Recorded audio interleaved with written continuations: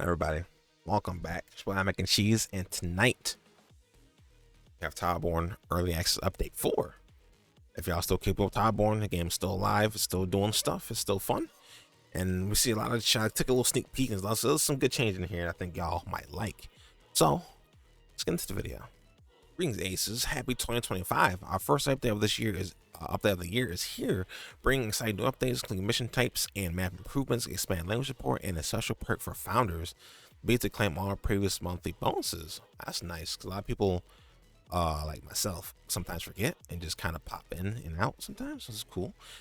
Kick things off and getting into FOMO. Kicking things off, the world map will feature 3 new mission types. Each can be completed once and some have graduated from discovery tiles to permanent spots on the map. Beyond that, we've fine-tuned combat and behaviors and polished up the visuals.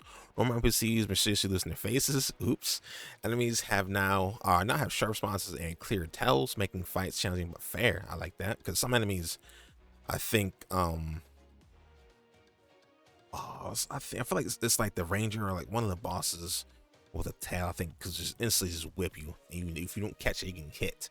So plus they bring some love to your inventory, tweaks to item stats, and improve missions to flow to keep things moving. I like this. This sounds good. Or what's that you say? More monsters mangling was your New Year's resolution too? Well then, what are you waiting for? Rip Aces, this year is going to be a doozy. Do people say doozies anymore? Is this word even the meta anymore? More languages we have here. We added over here. The offer continues to welcome aces from around the world with new options, bringing our support language to count to 23. This is a nice little thing. We have Polish, Danish, Swedish, Norwegian, and Finnish. Huh. Welcome everybody who speaks those languages if you didn't already play. So, gameplay and exploration. This update hits some quality of life level for your inventory. Item balancing, fun, tweaks the missions and progression flow, and more. Dive into what's new.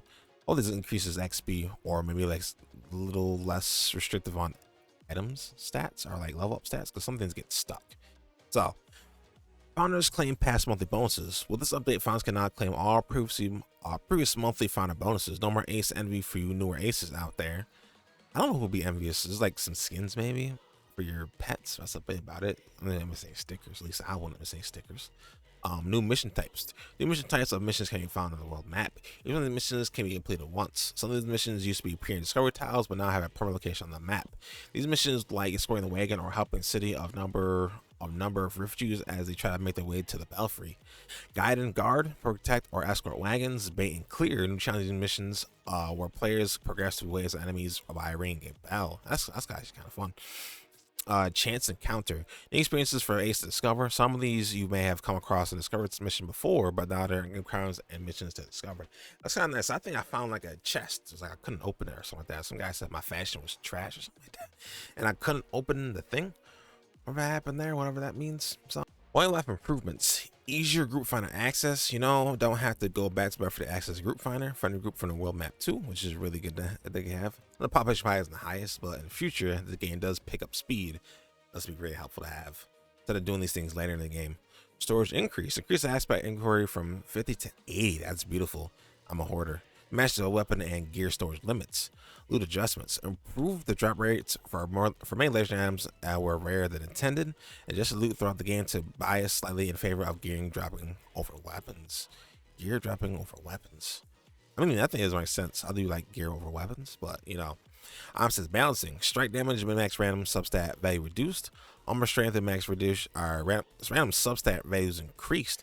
The focus gain when hit item stat is now considered a legacy stat. It will still function as existing items with this stat, but no longer appear on newly acquired items. This functionality has been rolled into the focus gain on hit stat, which has been now relabeled to focus gain. Change the stats are the static substats of the Caliburry strengths. A legendary sword, bleed damage, player turns into damage reduction, crit damage, strike damage. Damage reduction. Oh no, okay. Existing Caliburry strength items will now be considered legendary items and retain the original affixes. Change one of the statistics substats of the red-handed legendary gauntlets. Crit damage is health per hit. This red-handed items will be considered legacy items and retain the original affixes. Crit damage is not calculated as a modifier rather than additive, and now stack as expected with other damage strikes like strike damage. So that a buff. I don't understand how things are multiplicative over additive. I don't remember which one is like the better one you always wanted, or how things are supposed to be calculated and whatnot. Not too sure. Lost my place. Tech tweaks. You can now scan a unique QR code in the settings menu to reach a ticket submission page to receive support. It's cool. Various network stability fixes. Awesome. Improved frame rate when navigating menus. I think sometimes I have some weird frame rate issues on the menus. Fix an issue when incorrect player profile is being shown. I'm still waiting for it. I'm still waiting to see where you can move the game to any monitor that you want to. It's 2025. That should be a feature every game should have these days. I'm still waiting to see that. Mission and progression adjustments. The conversation screen that displayed "I do not have anything for you right now" has been removed. The screen will now close if NPC doesn't have any new conversations. If you interact with NPC that doesn't have any conversations, it maybe will display indicating no conversations are available. Going to a mission, the quest tracker now hides itself after a couple of seconds. The information can still be found or brought back up by pressing 2 on the keyboard or right on the controller. Fix a bug with danger license trials not displaying health bars correctly and a reinforced enemy is not spawning. Adjustments have been made to how encounters are selected in discovery missions, resulting in a more varied experience. Ooh, okay, I like that. Story missions now have more contained selection of enemies. Numbers, ironworks, backgrounds, art was updated. I kind of like this. Some missions, like say you could kill a certain amount of enemies and whatnot. Like like a certain type or a certain selection or has certain events, you can kind of go to tiles, certain tiles for that kind of stuff. So you can kind of have like focus grinding kind of stuff. So combat classes. Sentinel, fix an issue where certain combat finishers were not tagged properly. Power class, fix an issue where certain combat finishers were not tagged properly. Okay. Rock breaker, fix an issue that caused a level 1 powder keg punch to hit later than expected. Fix an issue that caused level 3 powder keg punch to fire automatically when charging when paired with certain aspects. Just a visual language of Skyward Swing Vortex to improve gameplay visibility. I don't see any of these for me in particular. Shadow Striker, fix an issue that caused Sunrise Shrapnel to have a smaller hitbox than intended. Adjust the hitbox on dash light attack so that it hits more reliably. I didn't notice that actually. I'm glad that they're actually fixing that. Air heavy attack when used as a common finisher is now properly counted as a finisher. Good to know. Umbra, stand adjusted commit window so you're less likely to lose a charge interrupted during the cast animation. I like that because a lot of things you just lose, you get smacked right in your face. You go charge. Pike is fixing the issue that caused airborne enemies to not get hit, to not get put into the proper hit reaction. Rimmel, adjusted cancel window time so that you can do combos more intuitively. I like that. Intuitive combos like attacking, just pick things up. Enemies, your foes just got a little smarter and fairer. This update polishes enemy behavior, improves visual cues, and makes fights smoother without losing the challenge. Breaking bar, enemies now have a much more obvious animation tell when they're about to reactivate their break bar after being stunned. That's kind of nice because some things you be well on them, you gotta kind of physically count yourself to know, but just having a visual is also just nice too. Just a hitbox of reactive shockwave so that it feels less sudden when it hits the ace, which is nice. Enrage, enemies now have a much more obvious animation tell when they're about to activate Enrage. Enrage now hits on frame 60 instead of frame 25, so you get a little bit more leeway there. Lower break HP bar for fighter enemies makes it easier to break them, which deactivates the Enrage state. That's good too, because fighter enemies don't need to have no giant goddamn states to get out of stuff, because some enemies are rather tanky or rather annoying to get out of their states because you move around so much. Enemy adjustments. Flicker tail, adjusted landing frames for the leap shot so that's easy to punch on the whiff. These are I think these are archers, right? Just a movement behavior to alleviate an issue where flicker tail walk backwards more often than intended. Just a hitbox of smoke bomb projectiles so they're more reflective on the visual. Just a flaming sly arrow so that there's a visual tile that signals their landing position. And these guys are a pain. Like, the more I fought them, the more I hated them. Like, I hate them so much. Gobo Brute. Just a cooldown to improve the pace of the fight. And a new attack tile to the dashing and heavy attacks so there's less abrupt in the gameplay. And adding missing block breaker when warning visuals so the dashing heavy attack. Just the hitbox of dashing heavy attack so that it better reflects the swipe visual. Okay. What I think I'm going to do is I'm going to do like a nice little gameplay segment with this update. Into like just...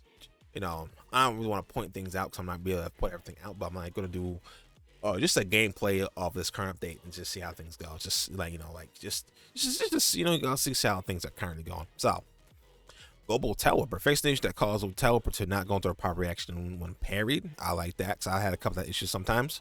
Marauder. The running charge tag has been adjusted so that it's only causes a stun when the Marauder is enraged.